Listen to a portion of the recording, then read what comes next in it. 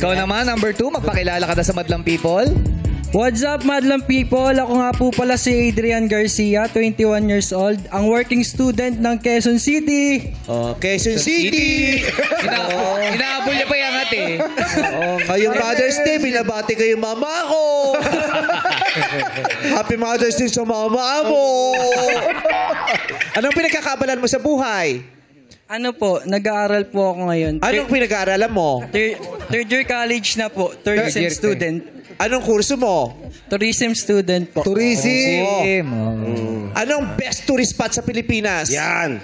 Ano po, para sa akin, kasi Nueva Vizcaya.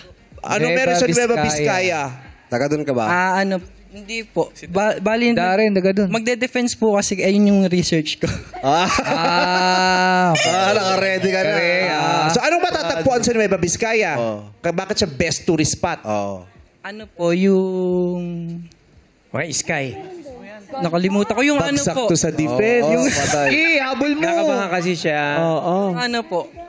Nakapunta ka na ba doon? Yung Kapisaan Cave System po. Ano na? Yung Kapisaan Cave System po. Kapisahan Cave diba? System. Caves. Para po yung water niya sobrang linis po. Maganda po talagang pumunta po. Gusto mo, pupunta tayo dyan sa bakasyon, baby? Gusto mo yan? Baby, yan? baby. Ilang oras biyahe doon? Ilang oras biyahe? Ano po? Ano, baby? Ilang oras? From, ano po, tawag From dito? the ocean. Shining in the sun. Shining in the shore. Sa Naiya po. Bali po sa Naiya po, sasakay po kayo na Aeroplano? airplane. Sasakay na airplane. Hindi matatakot ang baby sa airplane? Hindi matatakot ang baby? Hindi yung hilo? Baka mas... Hindi iiyak ang baby sa airplane? Hindi. Pwede kasi yun. Behave yan, behave.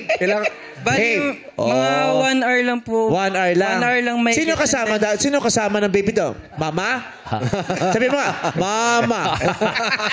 Sabi mo nga, mama. Mama. Oh, ganun ang baby. Ganun ang baby.